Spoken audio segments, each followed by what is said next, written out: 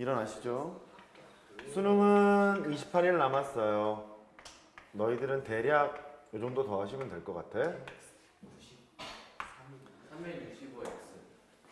네, 더 하시면 될 것 같고 28일 후에 수능을 보게 되면 그 시험지를 가지고 시험을 한번 보도록 할게요. 수학만요? 네. 기백 기백도 수학이죠. 수능 날을 학교 안 가죠. 네. 게이드. 그날 보도록 할 테니까 한번 보죠. 그때 점수가 어떻게 나오는지 목요일. 모르겠는데요. 아니야. 보통 목요일 아니야. 네, 보통 목요일 뭐 수요일 그런 편인데. 노트들 피세요.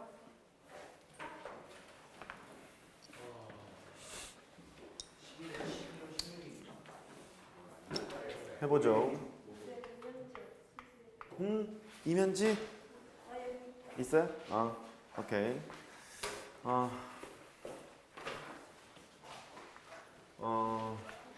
통계적 추정이에요. 통계적 추정.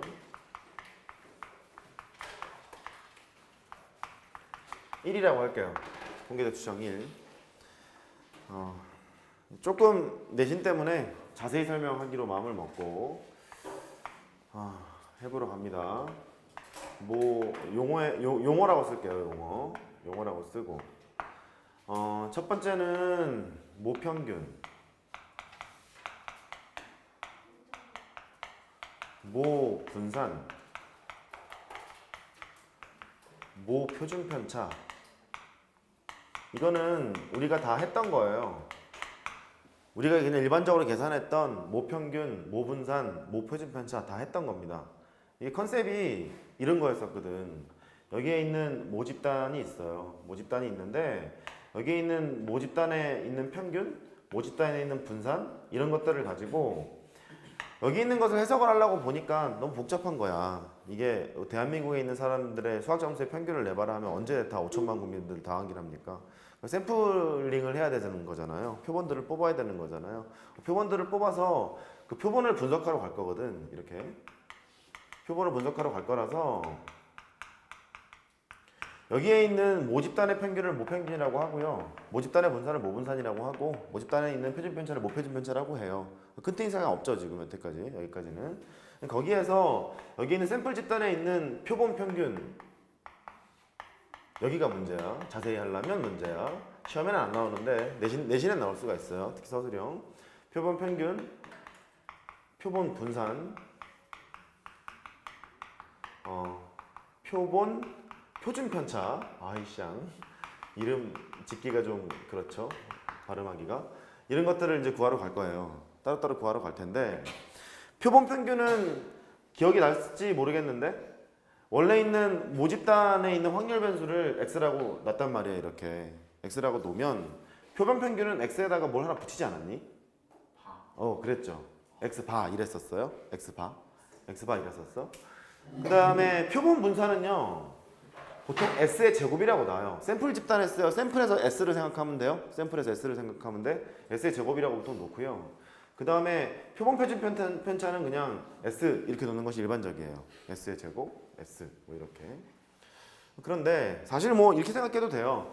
표준 편차가 시그마였잖아요. 근데 여기에서는 그리스 소문자로 썼잖니. 그리고 구분을 짓기 위해서 그냥 s를 썼다. 그렇게 생각해도 좋고. 하여튼 그냥 s야. 됐죠? 하여튼 s인데 계산을 이제 살짝 해보면 얘는 납득이 되는 게 x바. 표본 평균이라는 얘기는 원래 있던 변수들을 다 더한 다음에 표본의 크기만큼 나누면 되는 거잖아요. 그러니까 표본의 크기를 n이라고 해보자고. 표본의 크기라는 것은 샘플 집단을 추출을 하는데 임의 추출을 하게 돼요. 이 추출하는 방법이 많아. 무슨 뭐 계층 추출, 임의 추출 뭐 등등등 되게 많거든요. 근데 고등학교 과정에서 배우는 추출을 임의 추출이라고 하는데 이 임의 추출이라는 용어 안에 포함되어 있는 소리는 뭐냐면 여기에 있는 모집단에 있는 성질들을 샘플 집단을 통해서 분석하러 지금 왔잖아. 그게 뭉개지지 않는 추출을 임의 추출이라고 해요. 가령 뭐 구리시에 있는 고등학생들의 구리시에 있는 시민들의 그 수학 점수의 평균을 내게 되는데 신생아들을 이렇게 모아놓고 수학 점수를 이렇게 시험지를 주게 되면 말이 안 되잖아. 다 빵점일 텐데. 그러니까 이렇게 샘플링하는 의미가 없어져 버리잖아요. 그런 의미가 있도록 뽑는 것을 임의 추출이라고 해. 좀 더 깊게 얘기해 보면 확률이 다 동일하게 뽑는 것이 임의 추출이에요. 근데 중간 생략 그냥 말이 되게 뽑는 것을 임의 추출이라고 해. 여기까지 됐죠? 근데 임의 추출을 하게 되는데 샘플링을 하는데 뭐 100명을 뽑을 수도 있고 200명을 뽑을 수도 있고 이제 그런 거잖아요. 이때 100명을 뽑았다고 하면 표본의 크기가 100 이렇게 되는 거거든요. 걔를 n이라고 쓰기로 약속을 했었지. 됐죠? 그래서 x 바라는 건 뭐냐면 원래 있는 변수가 있지 않니? 걔를 더해요. 이렇게 더해. xi라고 할까요? 이걸 더하게 되는데 쭉 더한 것을 뭐로 나누면 될까? n으로 나누면 되는 거죠? 이렇게 작성을 하시면 돼요. 여기에 있는 점수들을 막 더한 다음에 n으로 나누시면 되는 거예요. 된 거죠? 이렇게 나누시면 돼요. 나누시면 되게 되겠고 여기가 문제야. 이 표본 분산이 문제야. 이게 문제야 이게. 분산 구하는 공식이 이랬었거든. 편차 제곱의 평균. 원래 오리지널 분산 공식이 편차 제곱의 평균이었는데 물론 변형된 분산 공식으로 해보면 이랬었잖아요. x제곱의 평균에다가 m제곱을 빼야지 이래도 됐었잖아. 둘 다 된다 그랬었잖아요. 근데 이 편차 제곱의 평균을 쓰는 경우에는 변수가 등차수열로 되어 있거나 아니면 어떤 공식들을 증명을 할 때 얘를 많이 쓴다 그렇게 얘기했던 것 같은데 그렇죠? 편차 제곱의 평균. 그리고 편차들의 합은 항상 제로잖아요. 편차는 어떻게 구하냐면 내 점수에서 평균을 뺀 걸 편차라고 하죠. 그렇죠? 편차 제곱의 평균으로 뭔가 해보고 싶은 거예요. 지금 얘를 해보고 싶은데 얘가 좀 골 때려. s의 제곱이 있어요. 분산이죠, 분산. 편차 제곱의 평균이니까 xi 내 점수에서 평균을 빼요. 평균인데 표본 평균을 빼게 돼요. 표본 평균? 표본 평균을 뺐어요?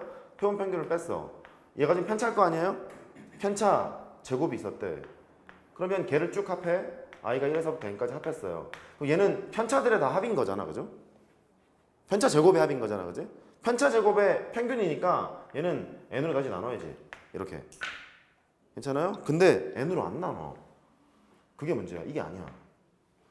이게 아니고 뭐로 나누냐면 n-1로 나눠요. 이렇게. 여기서부터 이제 골 때리죠. 왜 n-1로 나누느냐? 여기가 문제야. 보면 편차 제곱의 평균을 그냥 수식으로 쓴 거예요. 근데 편차 제곱의 평균인데 왜 n으로 안 나누고 n-1로 나눌까가 문제야 지금. 여기까지 납득이 된 거죠? 그래. 여기다 잠깐 이제 메모를 해볼게. 왜 n-1로 나누는가? 나누는가? 이렇게. 그러니까 정확히 얘기하면 이거죠. 표본 분산을 구하는데 왜 n-1로 나누지? n으로 나눠야 하는데.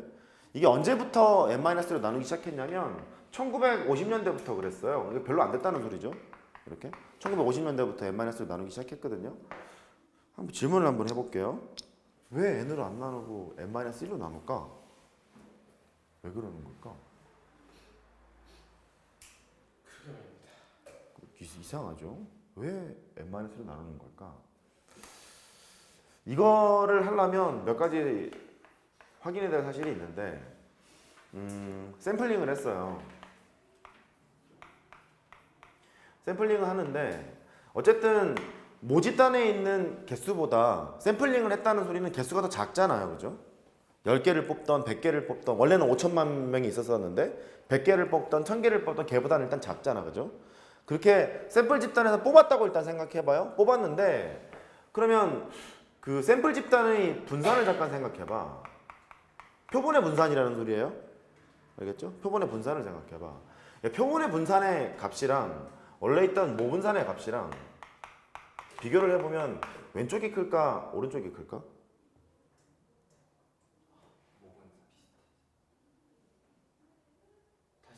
다시.